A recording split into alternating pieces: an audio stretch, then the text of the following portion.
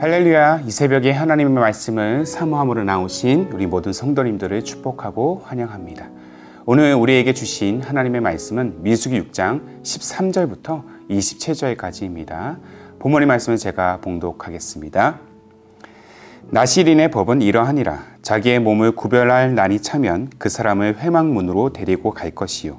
그는 여호와께 헌물을 드리되 번제물로 1년 된 흠없는 순양 한 마리와 속죄제물로 1년 된 흠없는 어린 암양 한 마리와 화목제물로 흠없는 순양 한 마리와 무교병 한 광주리와 고운 가루에 기름 섞은 과자들과 기름 바른 무교 전병들과 그 소제물과 전제물을 드릴 것이요. 제사장은 그것들을 여호와 앞에 가져다가 속죄제와 번제를 드리고 화목제물로 순양에 무교병 한 광주리를 아울러 여호와께 드리고 그 소제와 전제를 드릴 것이요.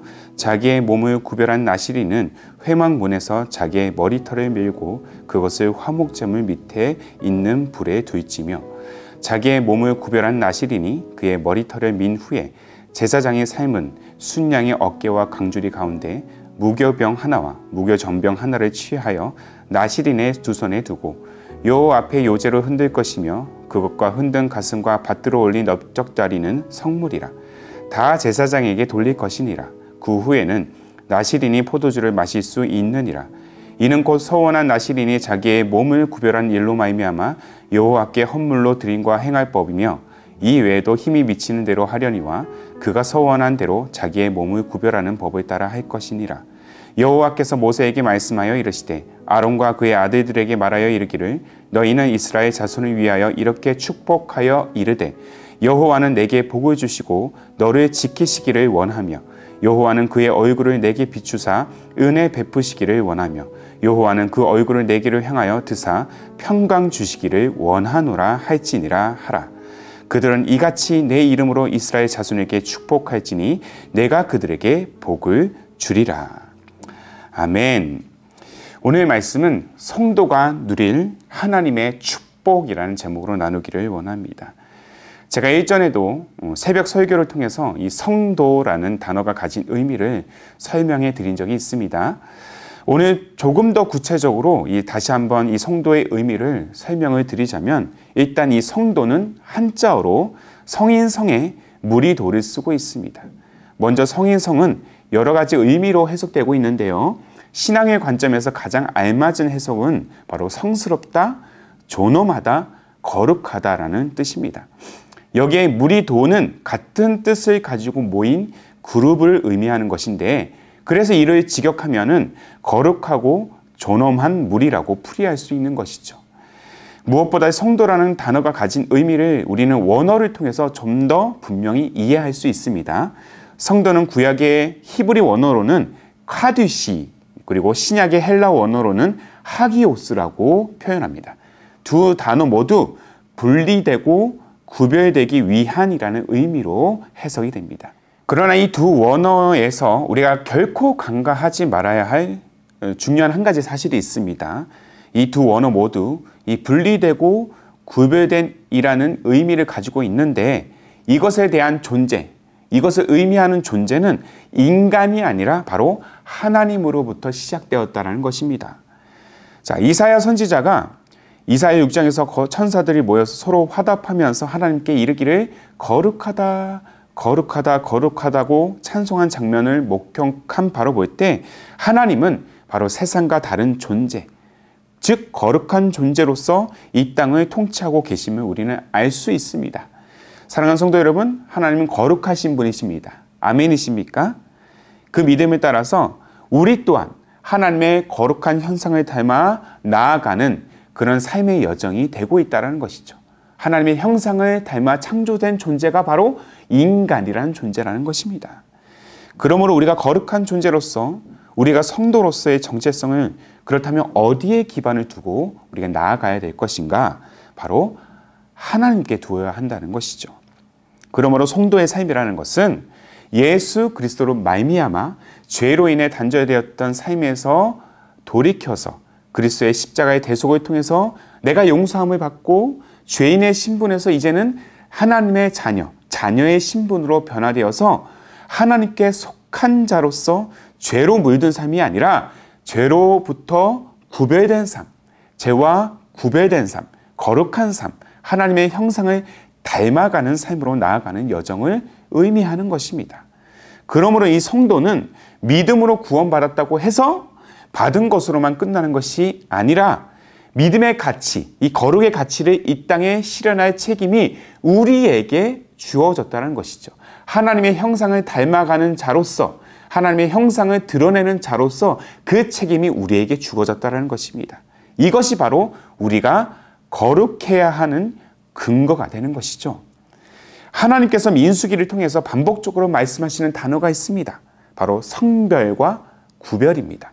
죄와 죽음이 만연한 이 세상과 싸울 하나님의 군대를 결성하기 위해서 이스라엘 민족 전체를 계수하고 또 성막을 담당할 레위인들을 가문별로 구분해서 각기 다른 직무를 담당하게 하고, 특별히 또한 어제 오늘 본문에 살펴보는 바와 같이 이 나실인 제도와 그것 또한 예배를 통해서 구별된 삶을 향한 선택과 의지를 백성들로 하여금 발현시키고, 실제로 그들이 일반인과 다른 삶의 방식을 하나님께서 요구하시면서까지 이 거룩과 성별에 대한 반복적인 학습과 훈련의 장으로 지금 이스라엘 백성들을 이끌고 계신다라는 것입니다.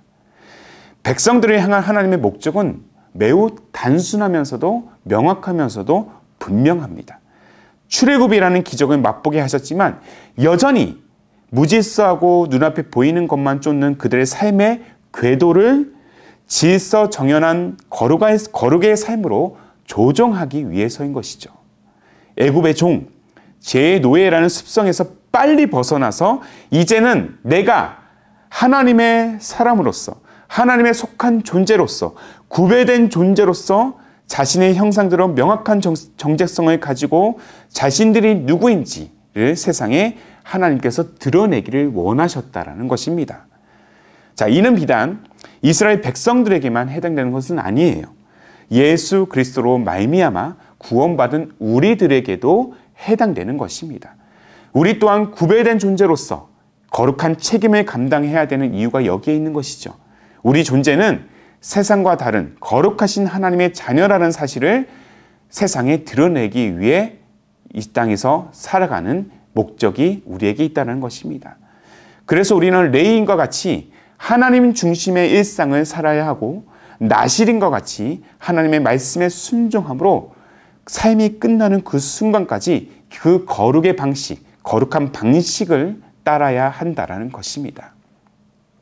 오늘 본문은 이렇게 하나님의 은혜와 섭리로 구별된 백성들, 거룩한 책임을 다하는 자들이 누릴 하나님의 축복이 기록되어 있습니다. 하나님의 축복으로 오늘 6장의 말씀을 마무리하고 있는 것들을 보게 됩니다.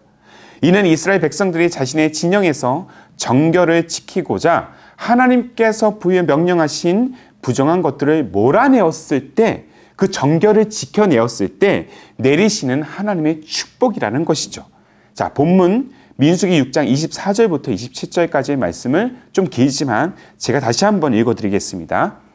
여호와는 내게 복을 주시고 너를 지키시기를 원하며, 여호와는 그의 얼굴을 내게 비추사 은혜 베푸시기를 원하며, 여호와는 그 얼굴을 내게로 향하여 드사 평강 주시기를 원하노라. 그들은 이같이 내 이름으로 이스라엘 자손에게 축복할지니 내가 그들에게 복을 주리라.